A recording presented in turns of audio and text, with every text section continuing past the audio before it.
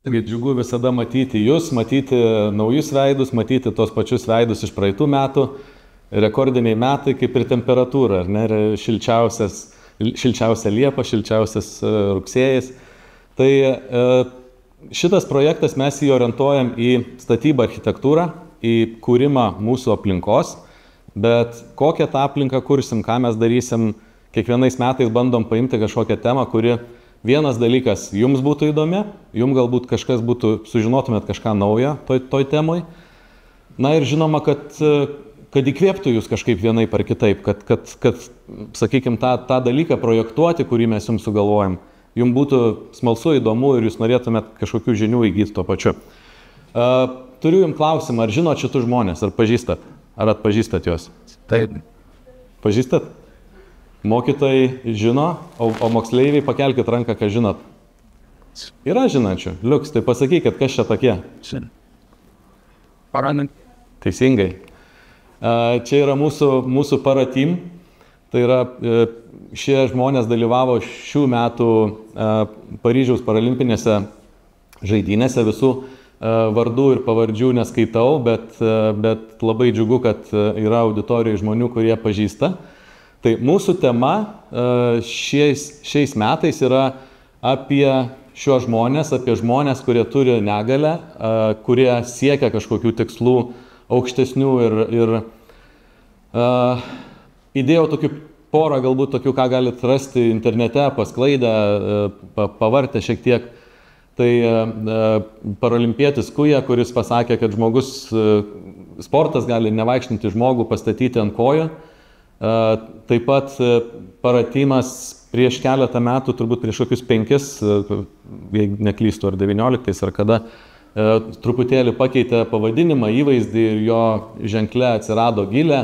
Man labai patiko iš tikrųjų irgi komentaras, ką ta gilė simbolizuoja, kad jinai simbolizuoja naują pradžią, kad gilėje yra milžiniška jėga, kuri gali leisti jai tapti ąžuolu. Na ir tas sakykime, išryškina tas stipriasias žmogaus savybės ir tai, ką jis gali padaryti, o ne tai, ko jis galbūt negali padaryti. Tai tas tikrai manau, kad labai įkvepia bent jau mane, tikiuosi ir jūs. Tai ką mes kalbam šitais metais, apie kokius dalykus mes norim kalbėti, man tai siejasi su drąsa ir ryžtu. Būna tokių dienų, kai aš pats nenoriu keltis iš lovos, kai žinai, kad kažkokia diena laukia labai keista, labai galbūt kažkokia daug iššūkių ir taip toliau. Ir tam, kad, sakykime, pasiekti kažką, tu vis tiek turi rasti savyje to ryžto, tos drąsos, sakykime, darom vietoj to, kad kažkur užsidaryti, užsigniaužti, pasislėpti ir taip toliau. Tai yra apie drąsą, apie ryžtą, tai yra apie supratimą ir paramą, tai yra turbūt, jeigu taip labai toliau atgal pasižiūrėti kokius nors tarybinius metus, turbūt žmogaus negalia buvo toks dalykas, kuris, apie jį mes nekalbam, jo mes nematom, mes nusisukame, kažkaip ignoruojam. Tai tas dalykas, kad mums reikia suprasti, mums reikia pritaikyti savo infrastruktūrą, savo pastatus, kai mes projektuojam, visada turim galvoti apie tai, kad ne visi turi tokias pačias galimybės kaip mes, ar ne? Labai svarbus dalykas mano galva yra bendruomenė ir įtraukimas ir tas pastatas, kurį mes duosim jums projektuoti šiemet, tai yra ne tik tai ta, sakykime, reabilitacija, ne tik ta kažkokia fizinė pagalba, bet tai yra vieta žmonėms susiburti, bendrai siekti kažkokių tikslų.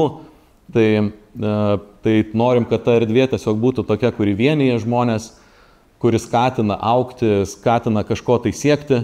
Bet aišku, net, sakykime, ne kiekvienas turbūt žmogus, kuris įgyja negalę arba netenka kažkokių galimybių, jisai gali tapti ten paralimpiečio, bet kokiu atveju, jeigu prisimenant tą šūkį, kad sportas gali padėti ar ne, ir kiek psichologiškai gali sportas padėti, tai yra labai svarbu.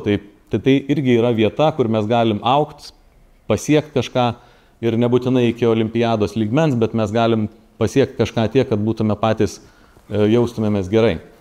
Na ir galiausiai kiekvienas mūsų projektas, jisai turi būti tvarus, universalus. Tai mes visada akcentuojamės kiekvienais metais apie tai, kad tai būtų žaliosios technologijos, teisingos medžiagos, sprendimai, kurie yra logiški ar ne ir taip toliau, energijos efektyvumus ir visus kitus dalykus. Tai yra tokios bendros temos, kurias aš sugalvojau. Manau, kad jūs irgi eigoje savo prikursit jų dar daugiau ir jeigu pradėsit skaityti ir ieškoti, tai tikrai jų rasit daugiau. Tema oficialiai yra reabilitacijos centras paralimpiečiams. Bet mes tą temą prašysim jūsų suprasti truputį plačiau. Pradedant dar truputį nuo paties termino, tai įdėjau jums čia ir kodėl mes sakom paralimpietis, tai irgi para yra šalia, graikiškai ir ne, šalia olimpinių žaidynių vykstančios žaidynės ir šiuo metu visi perėjo prie to termino paralimpinės žaidynės ir paralimpiečiai. Tai kalbant truputėlį apie pačią temą, tai mes taip pat šitą temą taip pat yra sprendžia ir moksleiviai Jungtiniai Karalystėje. Jeigu mums pasiseks, mums atsiūs vaizdo linkėjimą, aš dar jo laukiu, dar negavau, bet mūsų Class of Your Own partneriai iš Jungtinės Karalystės tą pačią temą irgi nagrinėja ir jų lyderė šiandien lankosi irgi ligoninėse ir renka informaciją tai temai. Tai jų taip pat nacionalinė sveikatos sistema pakankamai daug investuoja į žmonių reabilitaciją.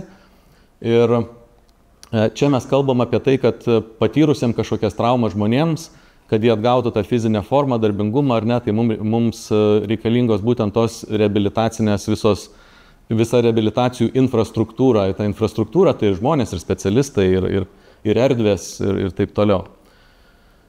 Na ir truputėlį apie pačią užduotį, kokia yra jūsų užduotis šiemet.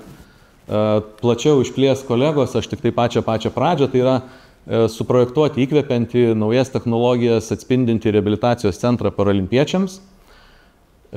Mes taip manėm, kad jame turėtų vienu metu reabilituotis nuo 30 iki 60 asmenų, bet neuždarom, jeigu jūs nuspręsit, kad jūsų idėja yra tokia ir jūs priimsit daug žmonių ir vaikus ir taip toliau, sakykim, tai nėra taip, kad jeigu jūs suprojektuosit 100, mes jūs nediskvalifikuosim, ar ne, Laura? Na ir jūsų tam pastate, kurį jūs projektuosit, turėtų būti ir gyvenamosios erdvės, tai yra, sakykime, žmonėms tikrai greičiausiai jie neatvyks galbūt kiekvieną dieną visi į tą centrą, tai jie turi turėti galimybę ten ir apsigyventi, turi būti ten terapijos ir gydymo zonos, specialios medicininės paslaugos, treniruotės, maitinimas, laisvalaikis ir taip toliau. Na, mes kalbam apie bendruomenės kūrimą. Na ir prioritetai yra prieinamumas, tvarumas, saugumas, komfortas ir užtikrinti darną tarp to, kokias funkcijas jūs pastate kūrėte, kokia yra estetika, kokia yra to statinio sąsaja su išorė ir kraštovaizdžiu. Jeigu pasidomėsit, tai taip pat yra atskiras rytis, kalbant apie tai, kas gerai žmogų veikia jo aplinkoje, ne tik tai pačiam pastate, bet ir aplinkui pastatą. Tai irgi galite išplėsti savo tą visą viziją šiek tiek ir į lauką, ir į išorę pastatą. Ir lygiai taip pat norim, kad pagalvotumėt apie kitas paskirtis galimas. Tai mes nesakom, kad šiame centre, sakykime, bus tik tai sportininkai. Tai gali būti žmonės ir po traumų ir taip toliau. Galbūt tam centre gali prisiglausti, sakykime, ir Ukrainos kariai arba kažkokias kitas funkcijas mes galim turėti. Maža kas ateina ar ne, kokios problemos ir kokie rūpesčiai. Ir tokio centro buvimas galbūt gali turėti kažkokias atskiras ar zonas ar panašiai, kur gali tos tik skirtingos funkcijos gali būti numatytos. Tai pagalvokit irgi apie tai, kaip dar tas centras gali būti panaudotas. Tai turbūt tiek iš manęs.